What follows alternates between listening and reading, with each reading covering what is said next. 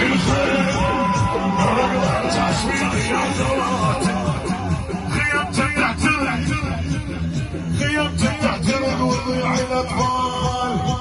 الله يعين صبر البنات الله يعين صبر البنات بالنار بالنار يا نشاط ميتك الوجود وسير البلاد إنا لله وإنا إليه راجعون. أنا خلودات